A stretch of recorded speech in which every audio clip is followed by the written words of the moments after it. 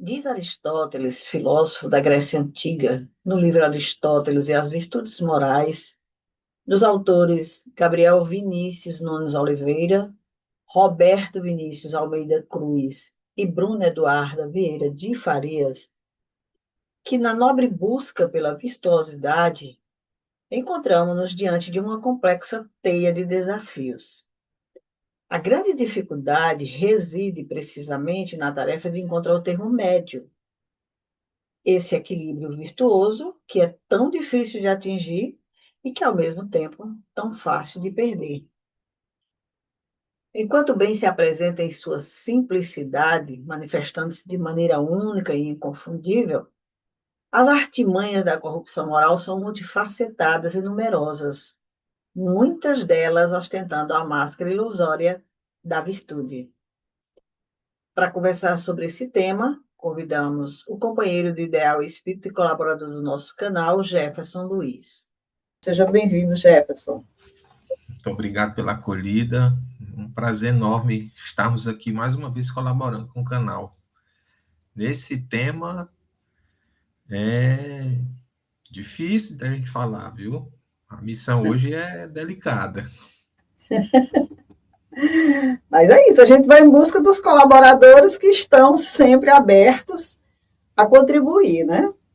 Então, nós estamos iniciando o programa Jesus e Nós, e de acordo com a programação para o mês de março, nós vamos conversar sobre a virtude. Nosso amigo Jefferson vai, com essa difícil tarefa de falar sobre a virtude, conversar conosco, já inicialmente a gente perguntando, Jefferson, as virtudes, elas são universais ou elas mudam com o tempo e a cultura? Pois é.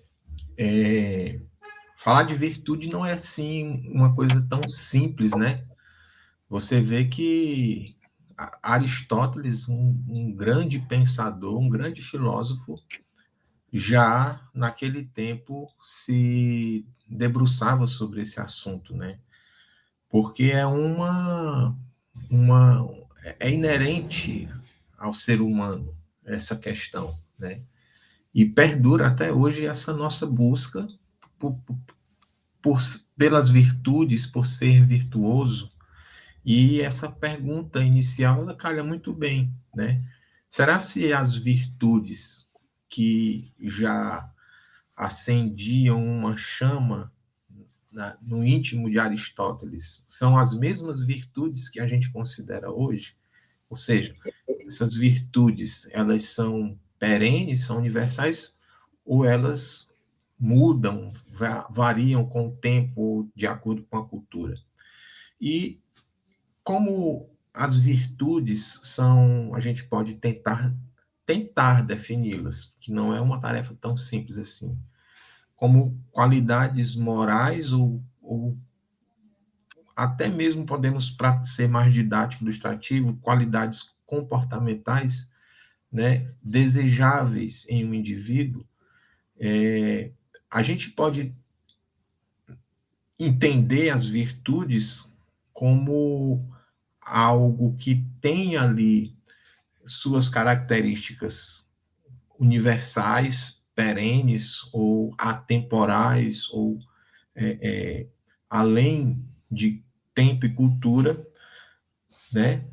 Mas elas são moldadas e são reinterpretadas, né, de acordo com contextos culturais e históricos. Nós não podemos negar isso, porque a própria criatura humana, a humanidade, ela não estagnou, né? Ela está em constante evolução, está em constante adaptação, e de acordo com o que nos ensinam os espíritos, nós estamos inseridos na lei de progresso, né?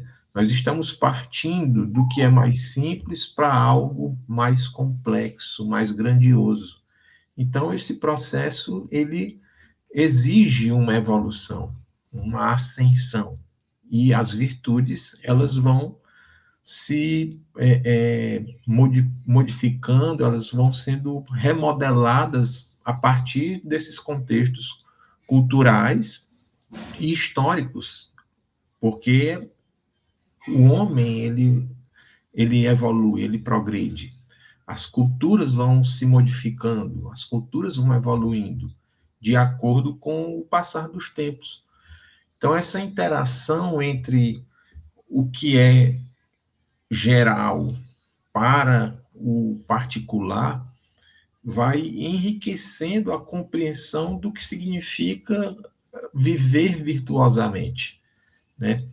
De acordo com o meio em que a criatura está inserida, de acordo com a cultura em que ela está vivendo, de acordo com o tempo. O que há algum tempo em determinada sociedade era uma virtude, se comportar e viver de acordo com aqueles princípios era considerado virtuoso, em outra determinada cultura, em outra sociedade, em outro tempo, pode já não ser virtuoso, ou pode ser considerado uma forma de virtude ainda rudimentar, né? Porque há variações e elas são normais e naturais, porque está em constante contato com o que é o ser humano, que passa por modificações, passa por evolução e progresso dentro e de acordo com esses contextos culturais e históricos em que ele está inserido, né? O que a gente pode tentar entender como virtudes universais ou virtudes gerais, aquelas que são assim uma noção basilar de virtude, né? São aquelas que está presente durante toda a humanidade e independente de contextos históricos e culturais, você consegue perceber essa virtude, mesmo que ali na sua forma embrionária. Honestidade, compaixão, a noção de justiça, né? Pode conter pequenas variações de acordo com o contexto histórico-cultural, mas você consegue perceber ali a raiz dessa virtude presente na humanidade, né? Mas, como a gente afirmou, essas variações são naturais, de acordo com o contexto, né? De acordo com a cultura e de acordo com o tempo em que essa sociedade está se comportando, né? E isso tudo causa um impacto na humanidade como um todo. Então a gente pode entender que a virtude ela possui ali sua essência, mas a forma como ela é encarada, a forma como ela é vivenciada, ela vai se adaptando, se remodelando ao longo do tempo e de acordo com as culturas em que vão sendo desenvolvidas essas virtudes, né? Nós estamos vivendo um tempo hoje em que a gente até usa a expressão normalizar, né? Estamos normalizando as coisas que antes a gente não aceitava bem, hoje está tudo normal, tudo bem. E assim, essa questão da virtude, como você bem falou, de hoje não é muito mais aquela virtude tratada aí por Aristóteles, como eu iniciei a nossa fala no programa. Mas o importante é que a gente veja, entenda, a partir de agora, como é que nós estamos lidando com essa situação. E aí eu queria te perguntar também, qual é a diferença entre virtude e um simples bom comportamento? Então, quando a gente se depara com esse questionamento, a gente é bem sutil a diferença entre uma coisa e outra para quem não tem um olhar mais atento a respeito disso, né? A gente costuma confundir o ser virtuoso com ter bons comportamentos, porque como nós somos seres sensoriais, o que primeiro nos impacta e nos afeta é o que a gente percebe do outro. São as manifestações exteriores que acontecem e que chegam até nós. É o que a gente vê, é o que a gente escuta, é o que a gente percebe, né?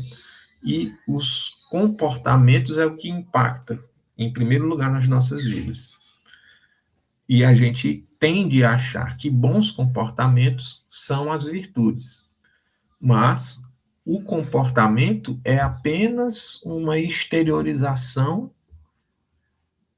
da nossa vontade, da vontade das pessoas, mas que nem sempre reflete a essência da pessoa.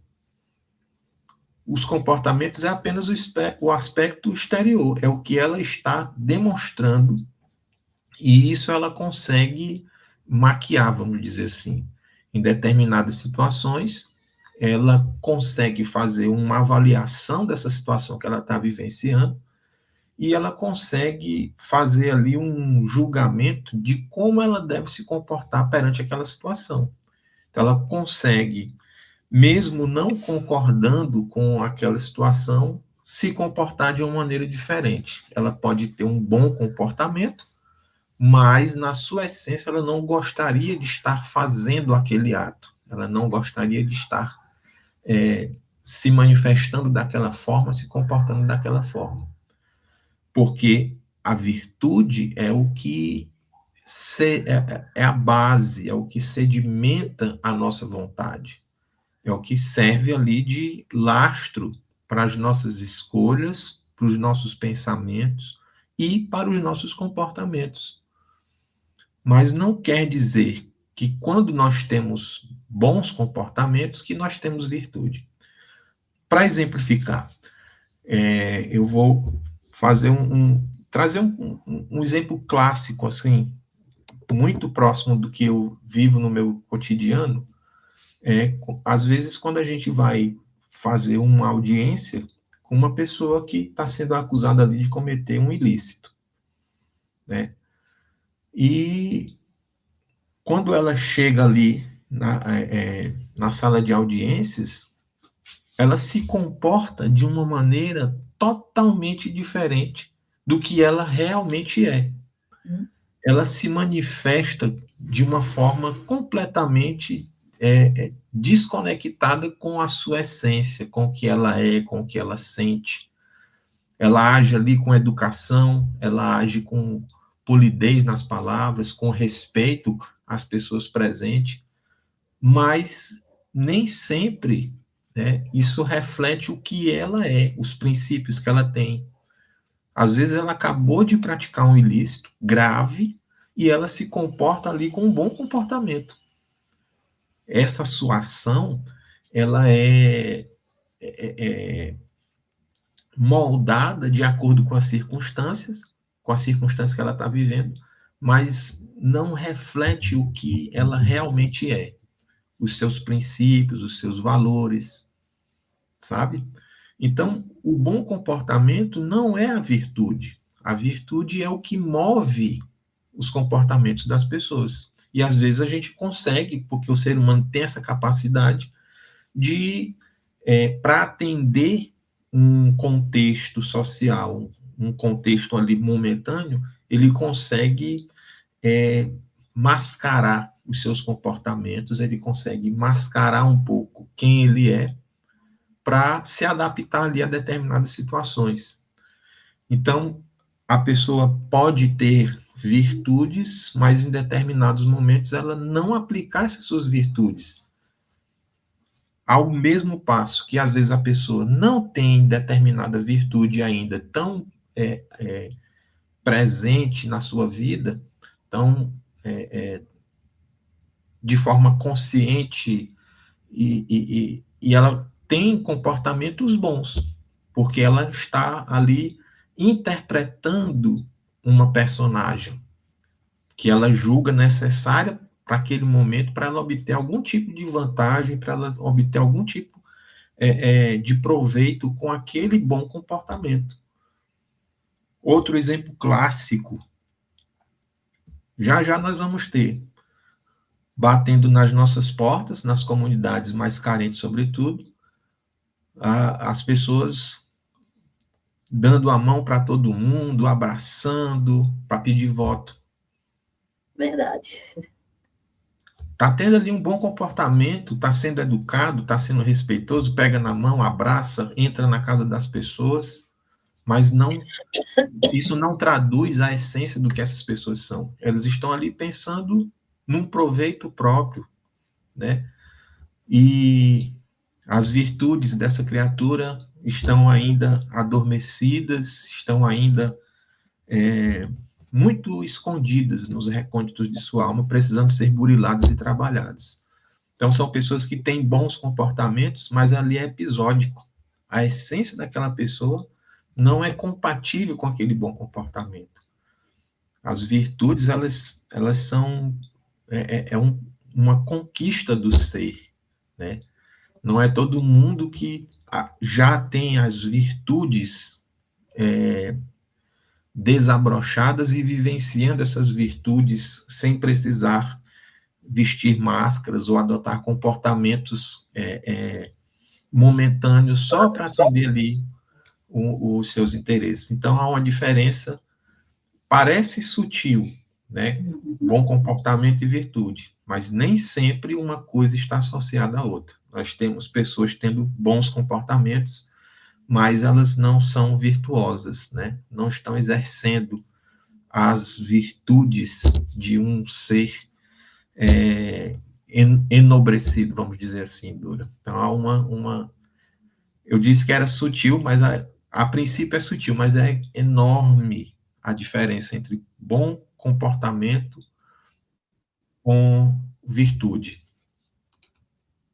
Acho que você exemplificou muito bem aí com o que você colocou, essa questão da virtude. Mas eu te pergunto, Jefferson, qual é a virtude mais meritória de todas, aquela que a gente não deve deixar de ter? Bom, isso, Dora, pode variar, né? Como a gente colocou, as virtudes elas podem variar de acordo com o contexto cultural, o contexto histórico, né? Pode variar também com relação às perspectivas filosóficas mesmo e pessoais, né? Mas existem algumas virtudes que são, assim, vamos dizer, que são quase que unanimidade nas diferentes culturas e nas diferentes épocas. A gente pode citar aí a compaixão, a noção de justiça, de honestidade,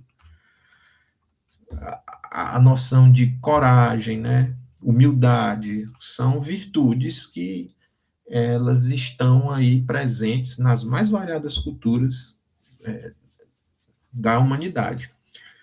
Mas, para tentar responder essa pergunta, qual a virtude mais meritória de todas, a gente pode citar várias, né? Mas qual seria a mais meritória, né?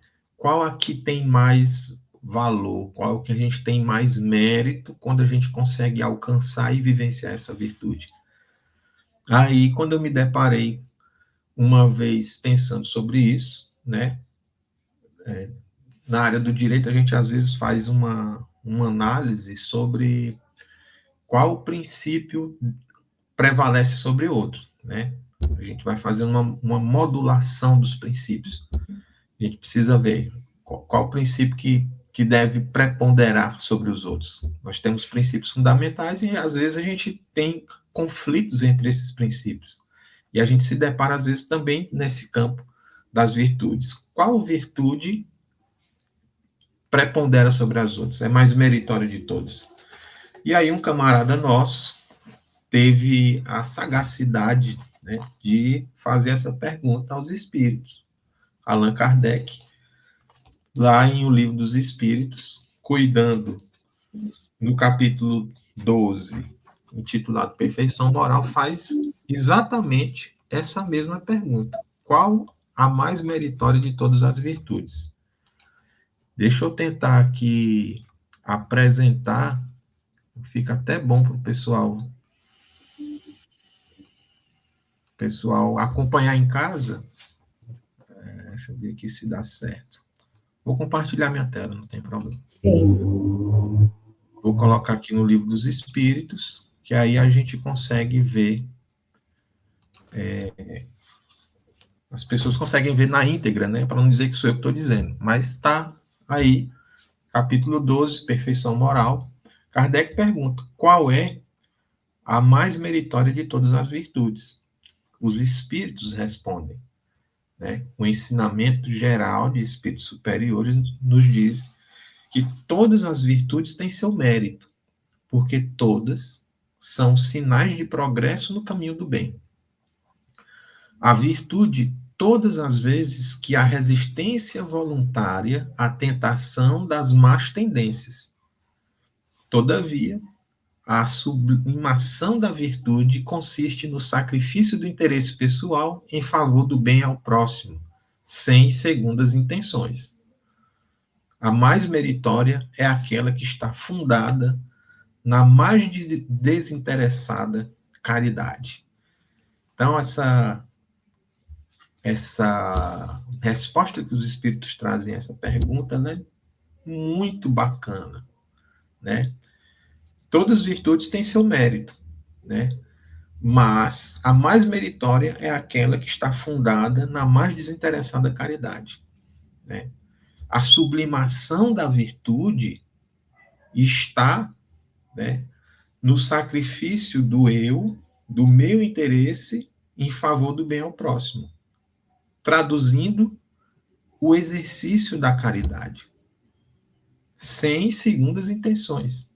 Então, a gente pode compreender dessa resposta dos espíritos que a caridade, né, de acordo com a filosofia espírita, é a mais meritória das virtudes. Aquela caridade desinteressada, né? É o fazer o bem simplesmente por fazer o bem, sem ter interesse qualquer outro que seja. É fazer o bem por fazer o bem, por já entender que é o bem que tem que ser feito. Não por esperar algo em troca, por esperar uma bonificação, até mesmo por pensar, preciso fazer a caridade para poder eu conseguir uma vida futura melhor. Até essa caridade, ela tem um pouco de interesse. Ela ainda carrega um pouco do personalismo, do querer algo em troca, mesmo sendo uma prática boa. A gente precisa praticar a caridade enquanto virtude mais meritória de forma desinteressada, sem pensar em nenhum tipo de retribuição, sem pensar em segundas intenções, como diz os espíritos da questão, né? Essa é que é a virtude mais meritória. Não é o cara que chega na nossa porta aqui, que vai dar tapinha nas nossas costas, mas ele está ali com segundas intenções, terceiras, quartas, quintas, né? Mas existem pessoas que fazem o bem simplesmente porque elas já conquistaram essa condição de fazer o bem, sem ter preocupações com o amanhã, com o futuro, se vai ter retribuição ou não. Elas fazem por gostar, sabe? Por se sentir bem fazendo bem. Mas não fazem para se sentir bem. Elas fazem para que o outro se sinta bem, né? Essa é que é a caridade desinteressada. E essa é a virtude mais meritória. E é na busca dela que nós devemos basear as nossas vivências, né? De chegar a esse ponto de conseguirmos viver essa virtude da caridade desinteressada. É simples? É fácil? Nem tanto. Mas nós estamos aqui em busca desse progresso, dessa evolução, para nos tornarmos mais virtuosos, né? E se não é fácil a gente adquirir, como é que a gente ensina essas virtudes como responsabilidade, respeito para crianças e adolescentes? Nossos filhos, né? Nossos alunos, nossos companheiros. Viu como o negócio é difícil? Vamos lá. Assim, quando a gente pensa assim, como é que ensina tal coisa? A resposta pode ser simples, né? Explicando como é que é. Você chegar lá, como é que ensina a construir um telhado? Alguém que já detém ali o conhecimento precisa passar as orientações, explicar como é. Ó, você tem que pegar a madeira de tal forma, usar tal ferramenta, segura desse jeito, e você vai explicando ali como que é o processo para você construir um telhado. Em tese, para a gente ensinar as virtudes, a gente tem que explicar também para as pessoas o que é a virtude, para que serve, qual é o objetivo dela, quais são as consequências das nossas ações a partir da vivência dessas virtudes, né? Só que ensinar qualquer coisa para outra pessoa não é assim automático, não tem fórmula. A gente tem ali orientações gerais, a gente tem ali mais ou menos um método que serve para bastante pessoas, mas quando se trata de virtudes, não tem receita de bolo, não tem um manual assim pronto, fechado, porque a gente está ensinando para pessoas e nós sabemos que cada um de nós somos seres únicos, com uma bagagem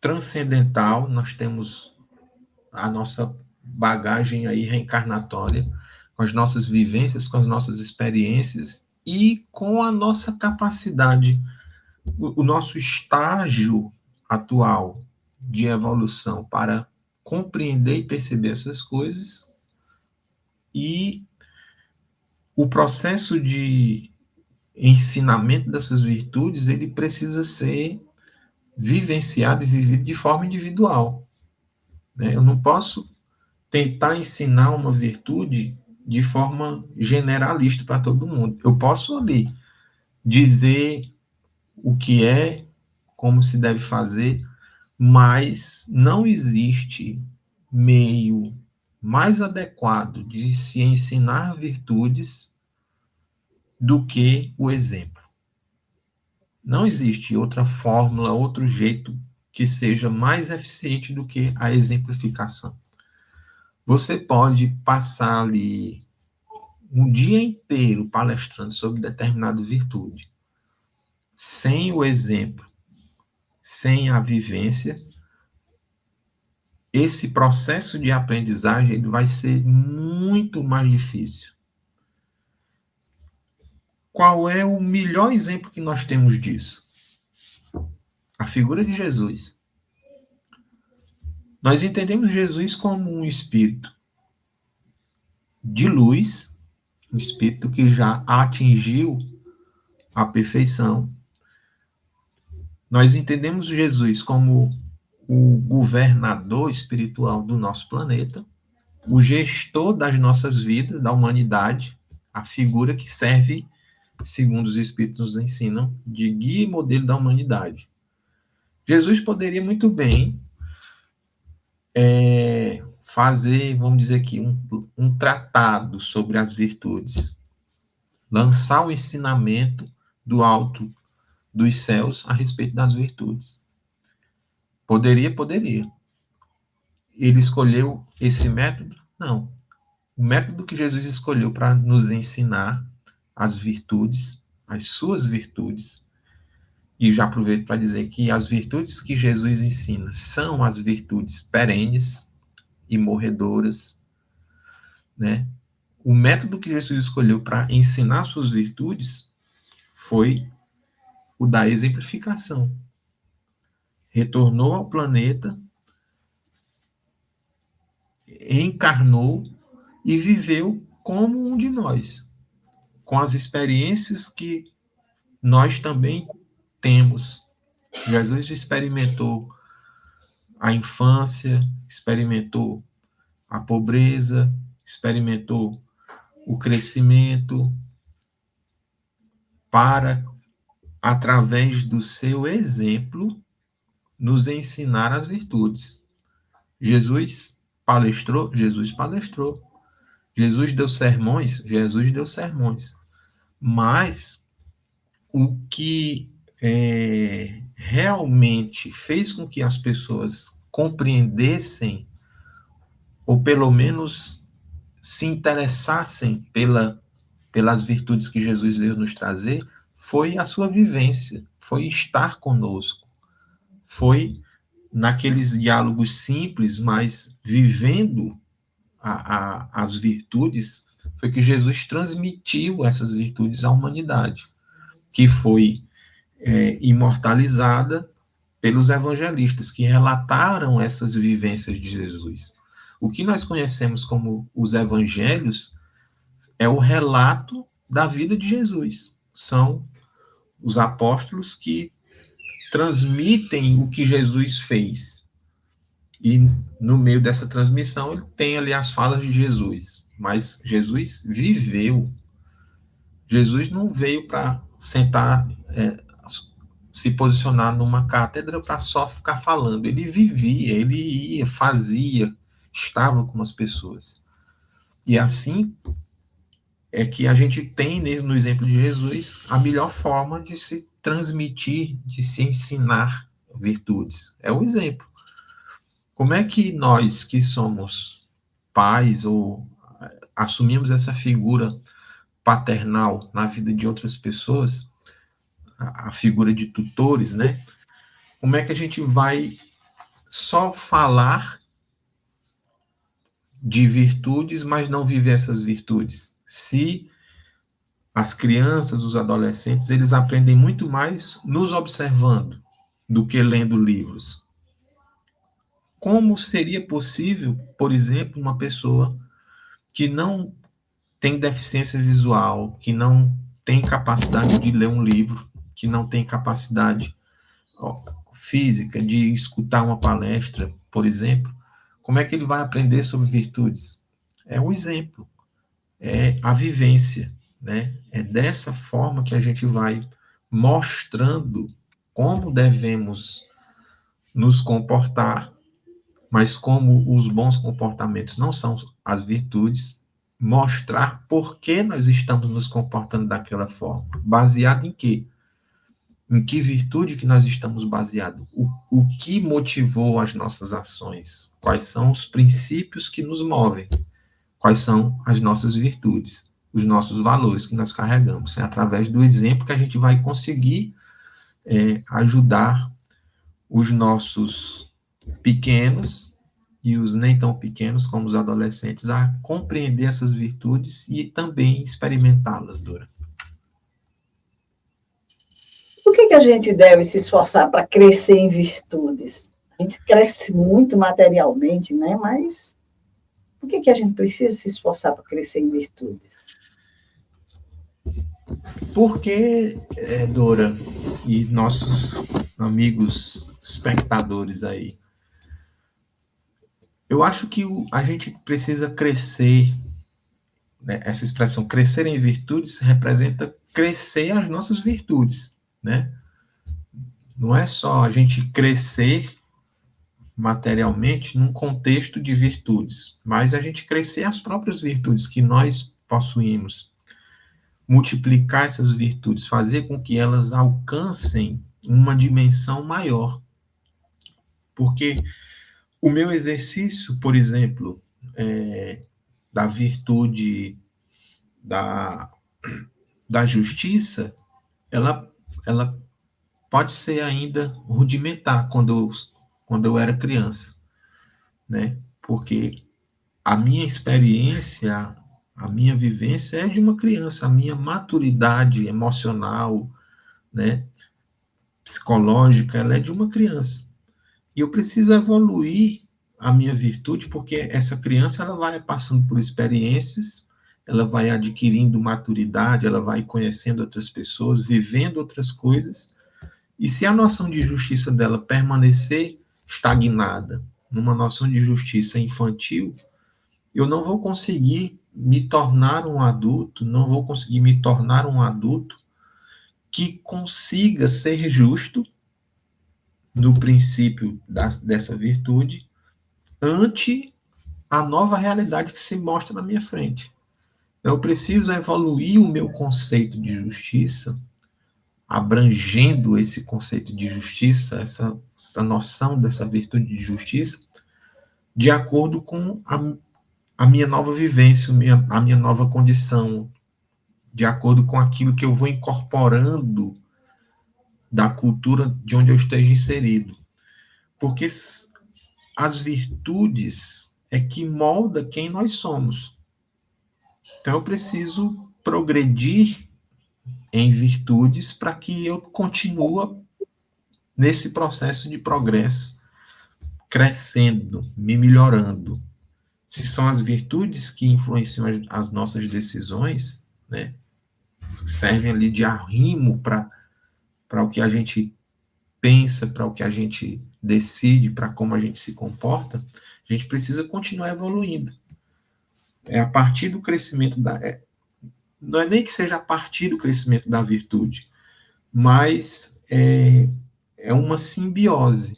As nossas virtudes vão crescendo a partir do nosso crescimento, da nossa evolução.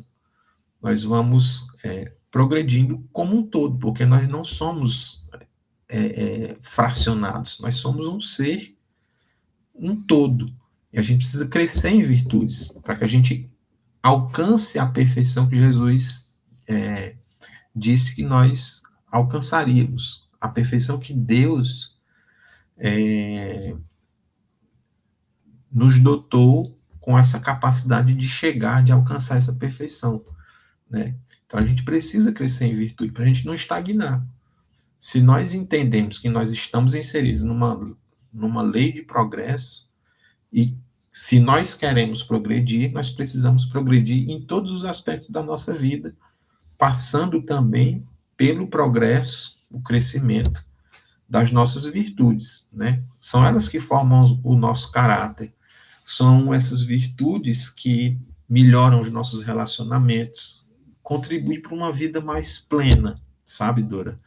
Por isso que a gente precisa crescer em virtude, para a gente ir se desligando do nosso passado, que era atrasado, para a gente se conectar com o nosso futuro de uma vida melhor, de uma vida mais plena, né? O Aristóteles, que você citou no início, né, ele diz que a verdadeira felicidade não depende apenas de prazer ou de sucesso, mas de viver bem e agir de maneira virtuosa. Então é por isso que a gente precisa crescer em virtudes, para a gente ter sentido na vida, desenvolver ali o autocontrole, nessa visão de que virtude é a busca pelo equilíbrio, né? E que a gente consiga estar em paz com as nossas próprias ações, que as nossas ações sejam compatíveis com as nossas virtudes, para a gente não ter só bons comportamentos, mas ter bons comportamentos porque eles estão vinculados às nossas virtudes, né? Então, vamos resumir tudo isso. O que é uma pessoa, o que é ser uma pessoa virtuosa? Eita, Duro, você faz pergunta difícil demais. Mas vamos lá. Eu vou responder assim de maneira simplória, dizendo que é o que eu busco ser, né? Uma pessoa virtuosa. Mas o que é uma pessoa virtuosa? A gente pode ser levado a uma ideia de uma pessoa que tem muitas qualidades, né? Pessoa cheia de virtudes. Mas, simplificando, eu acredito assim que a pessoa virtuosa é aquela que reconhece que precisa das virtudes, que precisa progredir nessas suas virtudes, né? E que reconhece que ainda não possui todas as virtudes, que reconhece que as suas virtudes ainda precisam ser buriladas, que ainda precisam ser manejadas, trabalhadas, precisam ser incrementadas, né? É aquela pessoa que busca fazer das virtudes, fazer das suas ações um hábito, ações boas baseadas nas suas virtudes, né? Fazer disso um hábito na sua vida. A constância, a perenidade de se comportar de acordo com aquilo que você acredita, de acordo com aquilo que você carrega no seu íntimo, de acordo com seus valores, de acordo com suas virtudes. Reconhecendo que está no meio de um processo. Reconhecendo que ainda precisa melhorar, que ainda comete falhas, ainda comete erros, né? A pessoa virtuosa não significa que ela é perfeita, né? Mas a pessoa que se esforça constantemente para fazer o bem e melhorar como pessoa. A pessoa que se esforça para exercitar a caridade nos seus mais variados aspectos, em diferentes contextos, que a gente pode exercer a caridade, não só aquela caridade no âmbito religioso, no âmbito assistencial, de ajudarmos a pessoa que é mais pobre materialmente do que a gente, mas a gente pode fazer a caridade de inúmeras maneiras, no trabalho da gente, na família da gente, é uma infinitude, é tema para outro programa, né? A Com caridade. certeza. É muita coisa. Mas a gente ter por hábito a caridade na nossa vida, isso é uma pessoa virtuosa, se esforçando para melhorar, se esforçando para não errar, procurando fazer o que é certo, né? Porque a gente consegue identificar, às vezes, características que apontam para uma pessoa que está nesse processo da busca por ser virtuoso, né? Aquela pessoa que procura fazer o que é certo, independente do contexto, independente do que os outros estejam fazendo. Ela sabe o que é o certo e ela vai fazer o que é o certo, porque é o certo, né? Sem Uhum. interesse nenhum por trás disso, né? Mesmo quando é difícil, ela faz o que é o certo, né? Não decide só pelo que é o mais fácil, nem pelo que é conveniente. É aquela pessoa que procura desenvolver bons hábitos, ter equilíbrio nas atitudes, a pessoa que pensa e age no bem dos outros, e a pessoa que reconhece seus erros e procura melhorar, né? É mais ou menos assim do que deva ser uma pessoa virtuosa, né? Por isso que essa mensagem que nós vamos trazendo agora no final do programa se intitula No Burilamento Íntimo. Essa mensagem está lá no livro Ceifa de Luz, é uma psicografia de Emmanuel, que Chico trouxe para nós. Bem-aventurado aquele servo a quem seu Senhor, quando vier, achar fazendo assim. Jesus. Mateus 24, 46. Suspiramos por burilamento pessoal. Entretanto, para atingi-lo, urge não esquecer as disciplinas que lhe antecedem a formação. À vista disso, recordemos que a essência da educação reside nas diretrizes da vida superior que adotamos para nós mesmos. Daí o impositivo de cultivar-se o hábito de ser fiel ao desempenho dos próprios deveres, de fazer o melhor que pudermos no setor de ação em que a vida nos situe, de auxiliar a outrem sem expectativa de recompensa, de aperfeiçoar as palavras que nos escapem da boca, de desculpar incondicionalmente quaisquer ofensas, de nunca prejudicar a quem quer que seja, de buscar a boa parte das situações e das pessoas, olvidando tudo o que tome a feição de calamidade ou de sombra, de procurar o bem com a disposição de realizá-lo, de nunca desesperar, de que os outros, sejam quais forem, são nossos irmãos e filhos de Deus, constituindo conosco a família da humanidade. Para isso, é forçoso lembrar, sobretudo, que a alavanca da sustentação dos hábitos enobrecedores está em nós e somente vale se manejada por nós.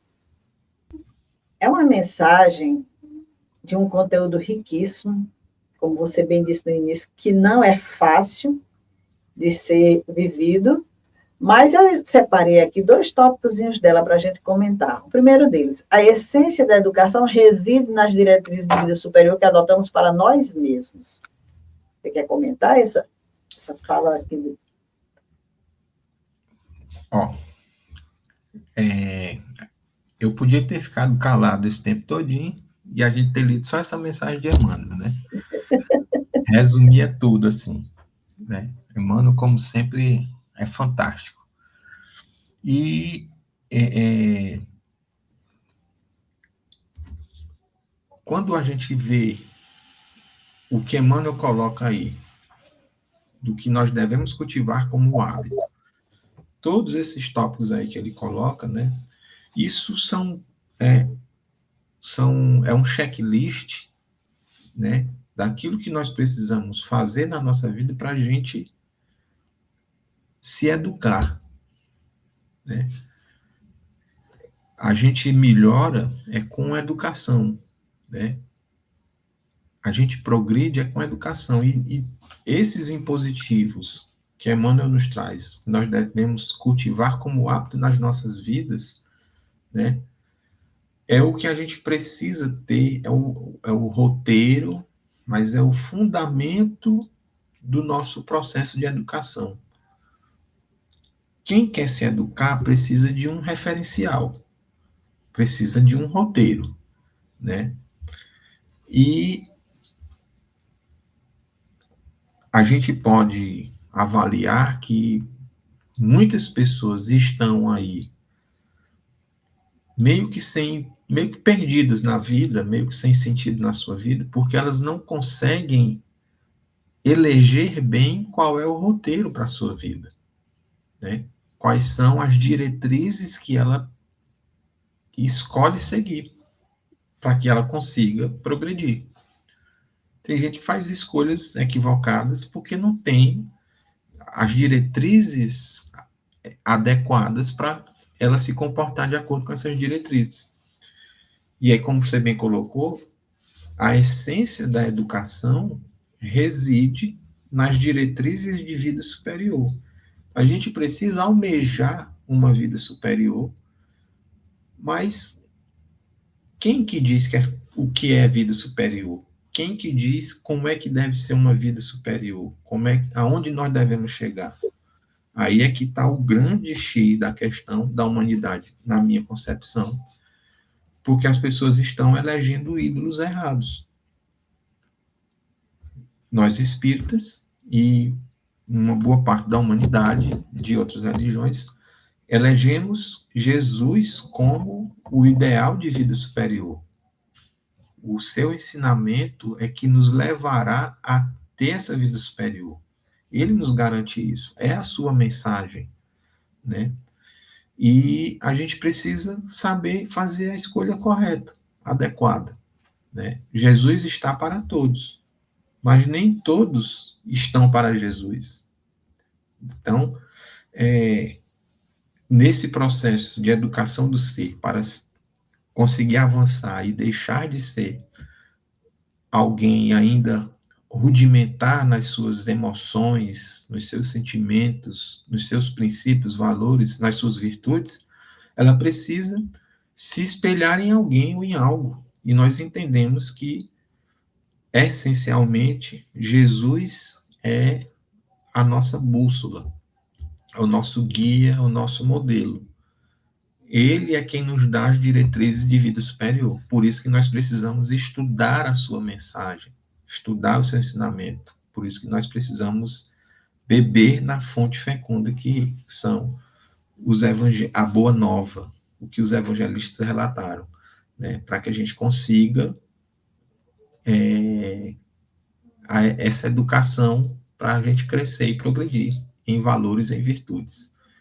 E é muito interessante o que Emmanuel coloca no final, me peço licença, né, para dizer que é importante a gente lembrar, saber que a alavanca da sustentação dos hábitos enobrecedores está em nós. Então, muitas pessoas começam a ter hábitos enobrecedores, mas não conseguem sustentar, não conseguem manter, não conseguem fazer disso um hábito. E Emmanuel diz que a alavanca que sustenta esses hábitos, ela está em nós. Porque nós temos em germe, nos dizem os espíritos, todos os princípios, a semente, a raiz do ser que vai se tornar perfeito. Então, essas virtudes que nós almejamos viver nas nossas vidas, elas estão em nós. Algumas desabrochadas, mas outras estão em forma de semente. E nós precisamos trabalhar, burilar essas virtudes para que elas desabrochem e que elas cresçam, floresçam e deem frutos. Está em nós. A gente às vezes não sabe e às vezes a gente não cultiva. E por isso que a gente precisa ter o esforço de nos habituarmos a viver essas virtudes, porque está em nós. E esse esforço, diz Emmanuel, precisa ser feito por nós. Ele diz: a alavanca da sustentação dos hábitos enobrecedores está em nós. E somente vale se manejada por nós. Quem tem que mexer nessa alavanca, quem tem que manejar essa alavanca, somos nós. Nós não podemos achar que outra pessoa vai fazer o nosso trabalho, que os espíritos vão fazer o nosso trabalho, vão fazer o que nós devemos fazer. Outras pessoas podem nos ajudar na caminhada, podem nos orientar, podem nos reconfortar, nos dar ali um alívio, mas o trabalho ele tem que ser nosso. Quem maneja a alavanca somos nós. É o que Emmanuel nos diz, a gente tem que ter consciência disso. É preciso ação. O Evangelho de Jesus, você vai encontrar lá, muitas das vezes, Jesus nos pedindo ação, né? A gente precisa conhecer, mas precisa agir, trabalhar. Então, vamos concluindo aqui o nosso programa com uma fala do Aristóteles, como nós começamos. Quando diz: a virtude reside no domínio do hábito, sendo moldada pelo nosso comportamento e nossa disposição habitual a agir de maneira virtuosa em face das paixões e das circunstâncias da vida. A virtude moral é conquistada através da prática virtuosa. Aquele que age de maneira justa, repetidamente, se torna justo. Assim como aquele que age com moderação, repetidas vezes, se torna moderado, e assim por diante. Creio que o Aristóteles aqui repete o que Emmanuel nos trouxe também em mensagem, e essa é a mensagem que a gente deixa aqui para você. Se você gostou do programa, passe adiante o link para que mais pessoas assistam. E nós agradecemos ao Jefferson a colaboração, por ter aceitado, por estar sempre disposto a nos auxiliar. E colocamos aí para que você faça suas considerações finais. Eu acho que o programa de hoje foi um brinde assim, para mim. Quando eu vi assim, o tema, eu disse: meu Deus, por que eu aceitei? Mas encarei a missão e foi importante para mim, né? Estudar mais sobre isso. Não é uma coisa simples, para que a gente consiga relembrar todos os dias essa necessidade que nós temos de buscar fazer na nossa vida, por hábito, as virtudes, né? Nas situações mais complexas, mas também nas situações mais simples, que a gente acha que não precisa de usar das virtudes, mas elas estão ali presentes e precisam ser vivenciadas também, né? No nosso cotidiano. É onde mais a gente precisa. Não é no momento de estudar, não é no momento de produzir produção intelectual, é na hora da vivência que a gente precisa saber se realmente a gente está conseguindo sustentar essa alavanca dos bons hábitos baseado nas nossas virtudes. E se nós conquistamos as virtudes, nós estamos realmente trabalhando essas nossas virtudes, né? E fica o convite da reflexão para todos sobre isso nas suas vidas e tentar identificar as virtudes que já alcançou, as virtudes que ainda não alcançou e precisam ser alcançadas, e naquelas que você já possui, crescer essa virtude, para que ela se expanda e possa impactar ainda mais na sua vida e na vida das pessoas ao seu redor. Gratidão, viu, Dora, por esse momento, mais uma vez. Eu que agradeço. Uma boa semana e até a próxima segunda-feira. Até a próxima. Um abraço.